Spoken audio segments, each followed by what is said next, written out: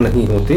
Sir झुका के चलने की आदत पड़ जाए किसी में तो उसके सर पर कभी ताज नहीं होते।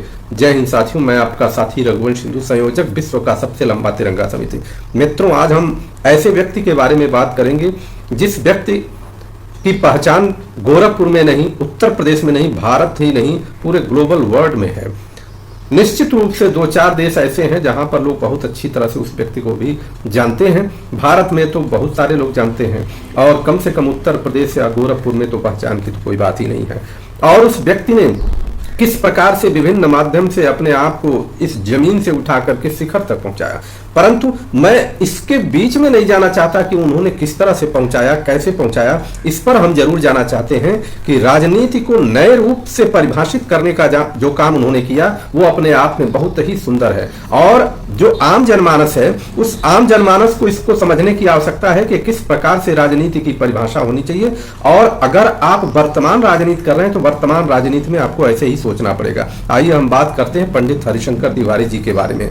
पंडित हरिशंकर तिवारी जी दिवंगत हो गए, उनको श्रद्धा सुमन अर्पित करते हुए मैं उनकी चर्चा प्रारंभ करता हूं। पंडित हरिशंकर तिवारी का जन्म 1935 में हुआ था, टांडा नामक गांव में, यही बड़हलगंज के पास है। ये सभी लोग जानते हैं। हिंदुस्तान समाचार पत्र के विश्लेषण के हिसाब से उन्होंने उनकी जो राजनीतिक कैरियर है वो छात्र नेता जब थे, छात्र कैरियर से ही उन्होंने प्रारंभ किया।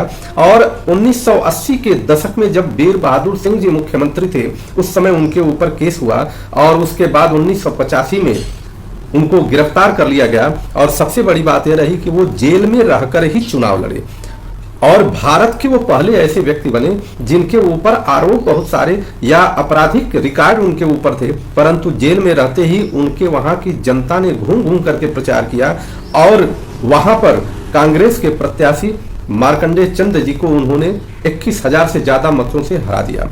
ये भारत की पहली ऐसी बात थी और राजनीति में इस प्रकार का प्रवेश, इस प्रकार का काम भारत में पहली बार हुआ था।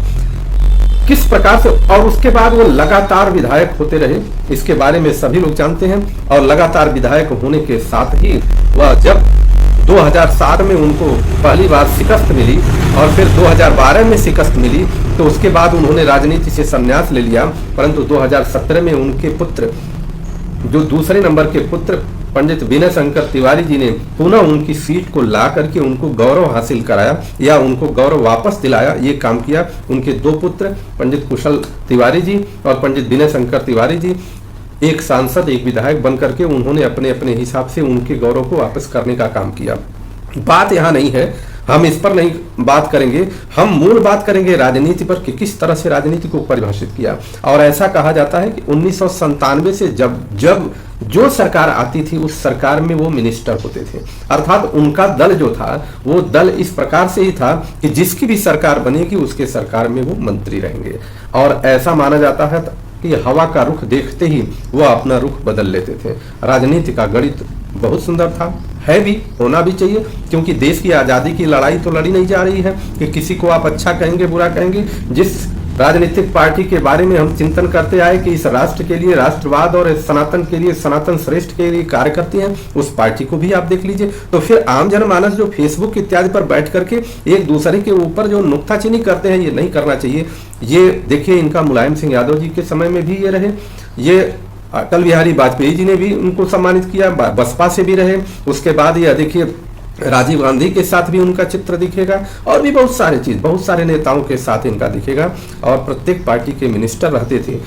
इसके बाद ही हमको ये सोचने पर मजबूर करती हैं, आम जनमानस को सोचने पर मजबूर करती हैं कि जब वह दिवंगत होते हैं तो जो कुछ ऐसे लोग हैं जो फेसबुक पर, व्हाट्सएप पर जगह जगह बैठ करके जो उनके पक्ष का है वो श्रद्धांजलि दे रहा है, उनके जो विरोध विचारधारा वाला है वो दूसरी बात लिख रहा है। लेकिन इनको समझने की बात है कि वहां पर श्रद्धांजलि देने वाले में भाजपा, सपा, बसपा, कांग्रेस, सभी लोग अपने अपने हिसाब से इनको श्रद्धा सुमन अर्पित कर रहे हैं। तो अगर मैं उन जनता को, ये मैं समझाने का प्रयास कर रहा हूं कि उन जनता को अगर किसी राजनीतिक पार्टी से संबद्ध रखते हैं तो या तो तुम्हें अपने राजनेता से सीखना होगा कि देखिए ऐसी स्थिति में जाकर के और वो श्रद्धा सुमन अर्पित करते हैं।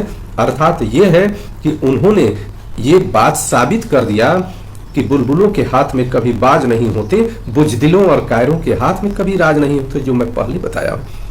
साबित कर दिया कि वीर भोग्या वसुंधरा, जो वीर है वही इस वसुंधरा पर भोग करेगा। यह साबित कर दिया कि जब आपके अंदर साहस है, ताकत है, तभी ये समाज आपको पहचानेगा और सम्मान देगा। आप देख लीजिए, समाज में चले जाइए, बहुत सारे लोग, बहुत अच्छे लोग घूम रहे हैं, बहुत अच्छे अच्छे लोग, इतने विद्वान लोग, श्रेष्ठ लोग समाज में चल रहे हैं, परंतु अगर उनके सामने कोई विधायक आ जाता है, किसी जगह बैठे हैं, तो पूरा परिवार या पूरा समाज या पूरा जिस कार्यक्रम में पहुंचे समाज सब छोड़ करके उनकी अच्छाई खत्म, और विधायक कैसा भी हो किसी तरह से उनके पीछे दौड़ना शुरू कर दे। इस बात को पंडित हरिशंकर तिवारी जी भाप गए थे कि जब तक हमारे पास पद नहीं रहेगा, तब तक हमें समाज से सम्मान नहीं मिलेगा। पद रहना जरूरी है, तभी हम समाज से